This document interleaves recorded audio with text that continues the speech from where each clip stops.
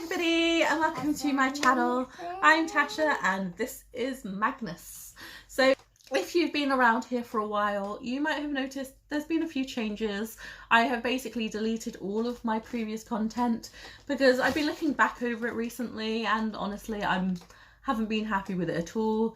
Like, my posting has been really inconsistent. The quality of my videos hasn't been overly great, and I seem to go between like family vlogging and booktube every now and again, which just seems really confusing. So I want to focus solely on booktube now. This is where I want to be, and I want to make something of this channel.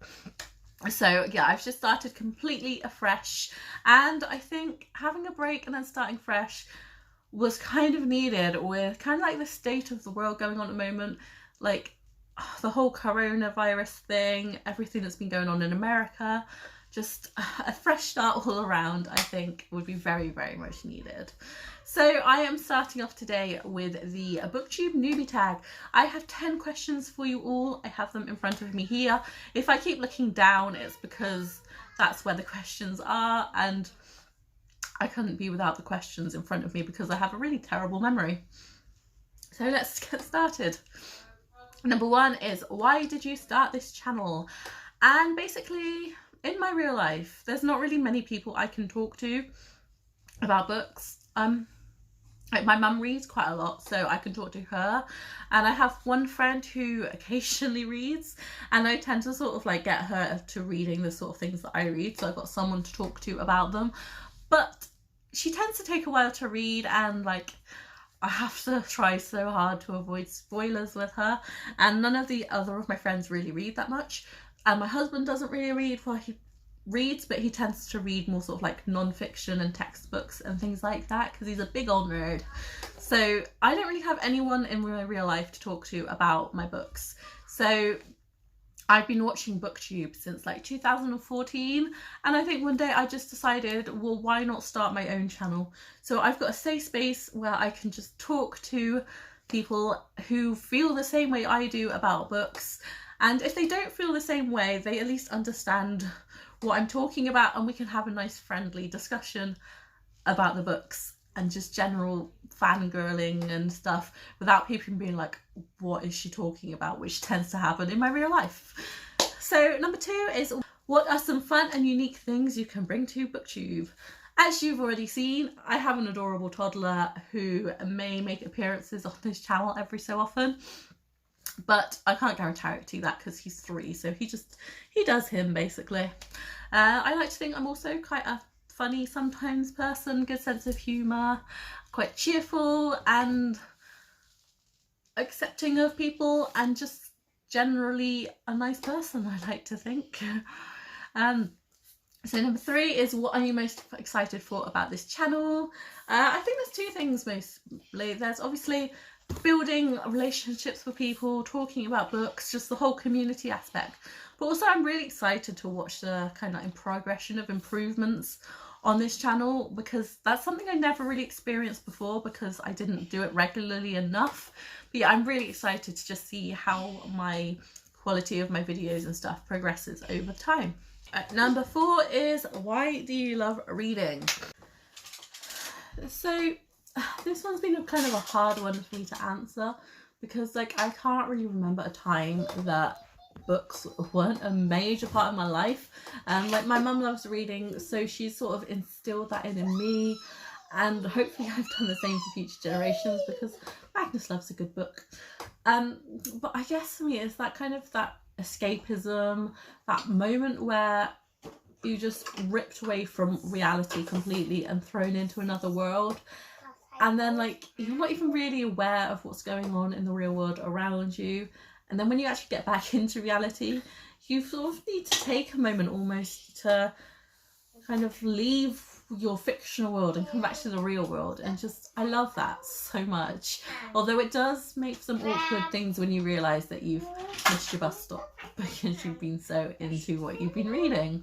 That's happened to me many, many times because honestly I love reading on the bus or the train. I just find it really soothing and relaxing, especially if I've got some music on. I can just ignore the world, just focus on my book and just go along the road. Next is, what book or series got you into reading? And I guess there's two for me for this I'm going to talk about. First is The Tiger Who Came to Dee by Judith Kerr. This is like a kid's picture book.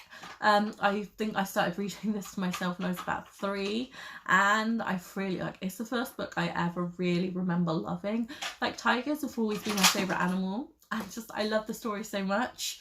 Basically, it's about this tiger who kind of basically invades this people's house and just eats all of their food, and it's just so hilarious and really cute, and I just loved it so much. There was actually the BBC adaptation, or was it one of the channels anyway, the adaptation for Christmas in 2019, and I loved it so much. I used to watch it with Magnus, and I think he really liked it too. Weirdly enough, he doesn't actually have the book, so I need to get it for him at some point, because it'd just be so nice getting him reading the book that got me into reading. And secondly, this isn't a book that made me love reading so much, but made me love a specific genre, and that is Harry Potter. I know there's a lot of controversy around J.K. Rowling at the moment, and don't get me wrong, I in no way condone anything she says or does, but I feel like Harry Potter at this point is almost like his own entity in himself. So I'm not going to agree with anything J.K. Rowling says, but I'm not going to stop loving Harry Potter because the author turned out to be a bit of a douchebag. So yeah, I don't know, Harry Potter just won me over completely. Like, I read it it had a sticker on it that said like suitable for 9 to 11-year-olds, and I saw that sticker and I was like, challenge accepted, because I was like 7 years old at the time and no sticker was going to tell me what I could or couldn't read. So I picked it up and I devoured it, and from that moment on I was obsessed. Like, right from the beginning I was like, that's it, my life now, I am a Slytherin. That is what defines me, and I've never looked back. Like, we used to go watch the films with my family every time they came out, which was amazing. One of my first dates with Tristan, my husband, was actually to see Deathly Hallows Part 2. And just there's so many fond memories of Harry Potter for me. Next would be number 6. What questions would you ask your favourite booktubers? I don't know if I could ask them anything without completely fangirling. I would definitely ask Jesse the Reader how he does his editing, because if you've watched his videos you will know he is an editing king, and I am obsessed with him so much. Ask him How to Train Your Gavin, how he's so comfortable just being like his usual crazy self without any kind of like self-doubt or anything, I guess, because like he does all these insane amazing things and he's just so confident with them, and I love him for that so much. I wish I had half of his confidence. I would ask Becca in the books if she could end up potentially selling her Bookopoly at some point, because I would love to do that, but I'm not half as creative as her. I will leave all these channels down below, so if you haven't seen them, go check them out because they are amazing and I love them all so much. So next would be number 7. What challenges do you think starting a booktube channel will be hardest to overcome? And for me, that would have to be filming with a toddler around. As you might be able to hear in the background, he's just been wrecking this entire time. He's playing with like a fire station and it's just so loud. I am aware of that and I'm so sorry. But it's a pickle at the moment because he can't go to my parents' house for a visit. He can't go to nursery because of the lockdown. So he's just here 24/7. So I either have to film with the natural lighting when he's awake and just have that noise in the background, or wait until he's gone to bed and it's quieter. But I lose all of my natural lighting, especially at the moment I'm actually filming in his bedroom because it has like the best lighting in the whole flat. I don't know how he's ended up with it and I'm so jealous of him for it. So yeah, I think definitely filming around a toddler. Obviously, when this whole lockdown ends, things will be easier because I can film whilst he's away visiting family, whilst he's at nursery, soon enough while he's at school because he's 3, so we're getting onto that kind of age now.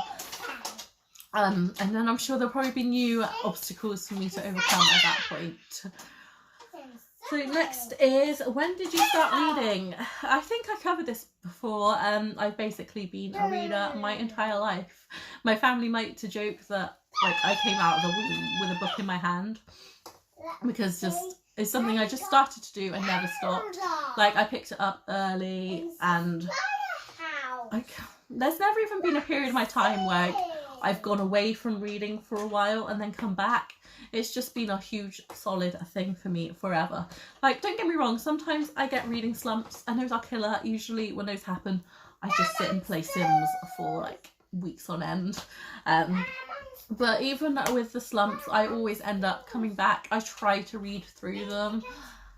And yeah, I've just never ever had that kind of, you know, I stopped reading when I was about 7 and started again when I was 15. Just none of that. I have always read. Next is, where do you read?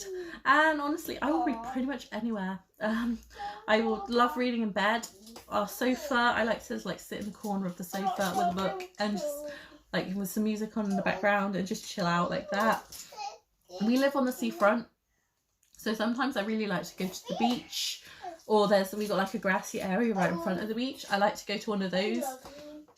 Again, pop some headphones in, watch the waves, read my book, maybe have a cheeky ice cream and just read away the world again, which obviously that's something I haven't been able to do this year, and I miss it so much.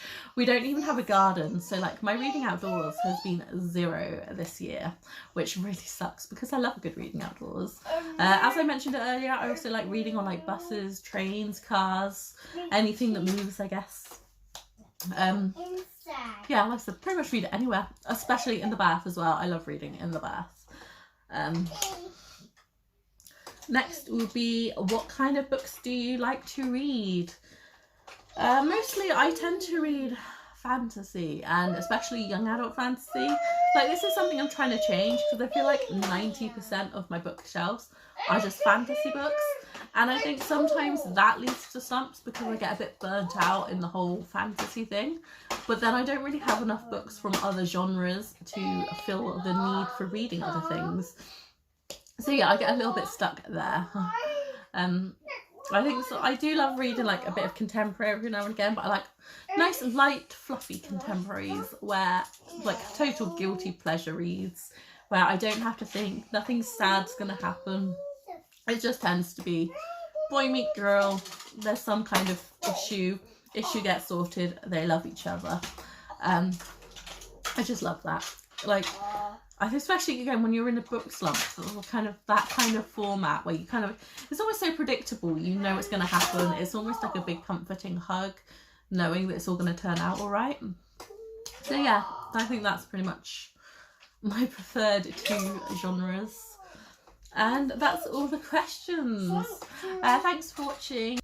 Don't forget to like, subscribe, leave a comment if you want, and I will see you soon. Bye.